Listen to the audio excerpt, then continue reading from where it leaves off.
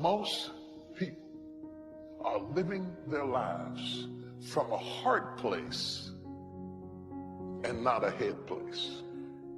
They are so engrossed with what the heart feels that they have not covered what the head thinks. Most people are governed by their emotions. They're having a heart experience in a head fight. You will never win a battle if you're having a heart experience in a head fight.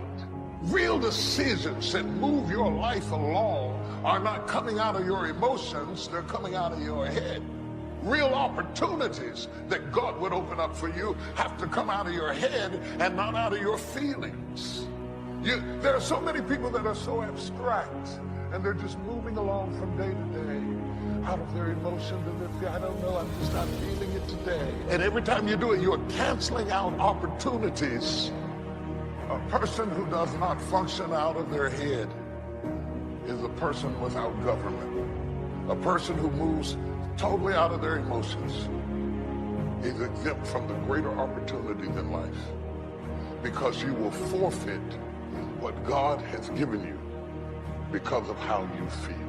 The Bible says in 1 Corinthians, we are unspiritual when we're under the control of ordinary impulses. And that's the way so many people are today. They just let their feelings run their lives.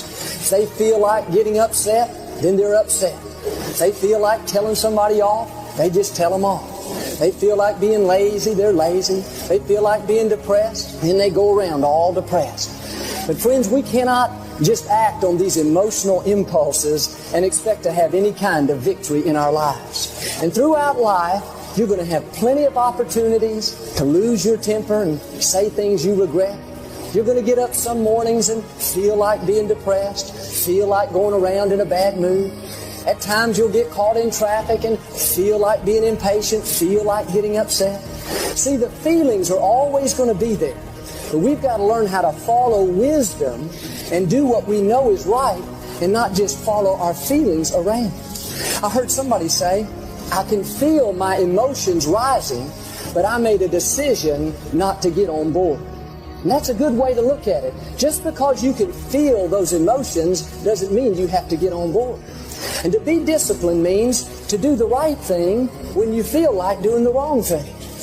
When you feel like saying something that you know you shouldn't say, no, don't get on board.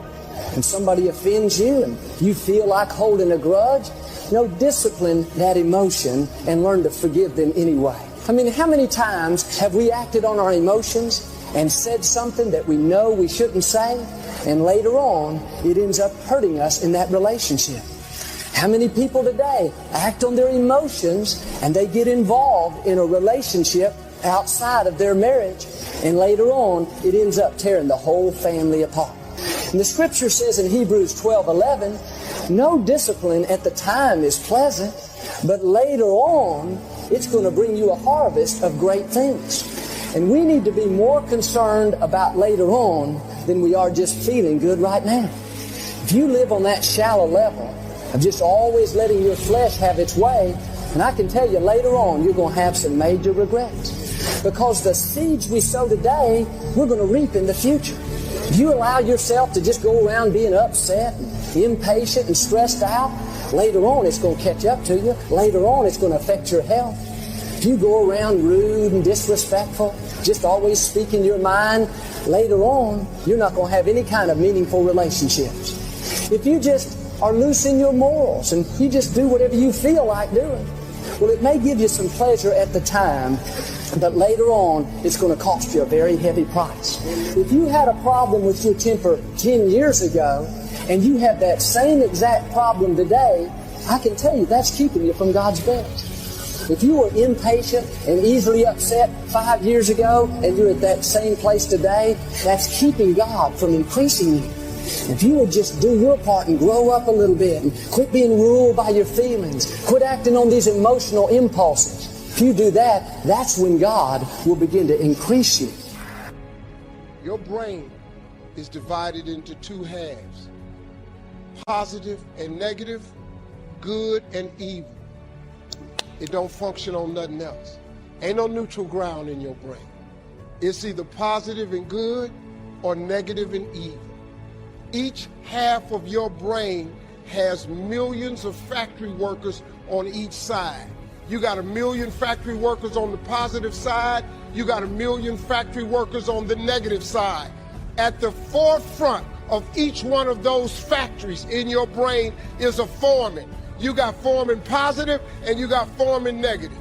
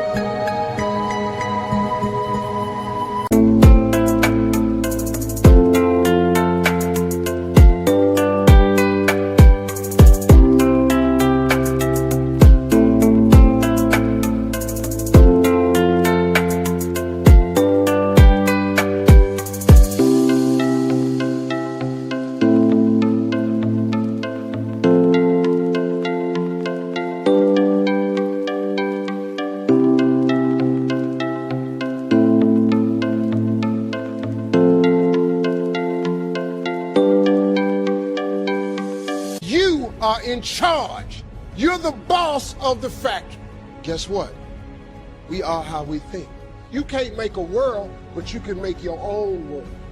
So now, since your brain is in two halves, let me show you how this works. You wake up in the morning and you say, man, I don't feel myself today. I got up on the wrong side of the bed. I'm not a morning person. Foreman negative hears that. He steps to the front. He said, what did you say? You say, I said I woke up on the wrong side of the bed today. I'm not myself. I'm not a morning person. He says, you got it right away. He said, hey, the boss just woke up and said he's not a morning person. He's having a bad day today, and he ain't feeling himself. Let's get to work. The 1 million factory workers start producing thoughts to justify what you just said. So now guess what? Man, I hate my alarm clock went off this morning. I got to get out here in this traffic. I'm gonna drive down here today. I don't even like these people on my job.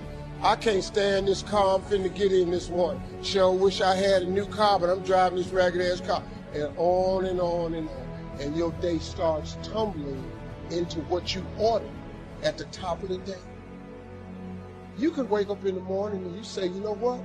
Today is gonna be a great day today.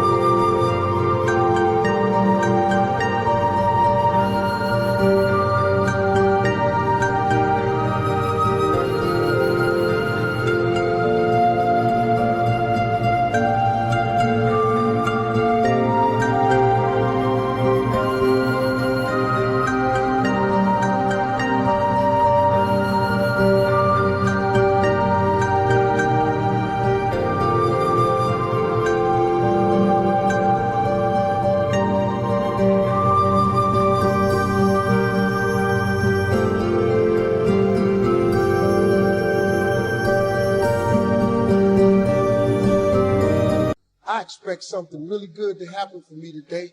He said, what did you say? You say, I said I'm having a great day today. I expect something good to happen today. Forming positive turns around and goes,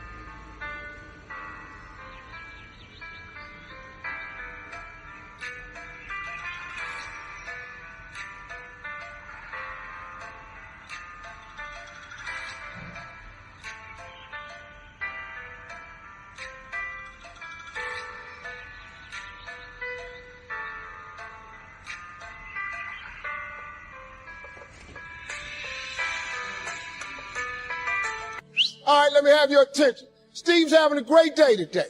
He's expecting some wonderful things to happen. And man, let's get it going. And they start manufacturing thoughts. Same brain. Man, I can't wait to go to work today. It may not be the job I want, but at least I got a job. I'm sure grateful I got a car to drive to work today. Hey man, at least I got a check coming in. I appreciate the fact that I don't have a car, but at least I can walk to the train. Man, this is going to be great today. That's how your mind works 24/7. It never turns off.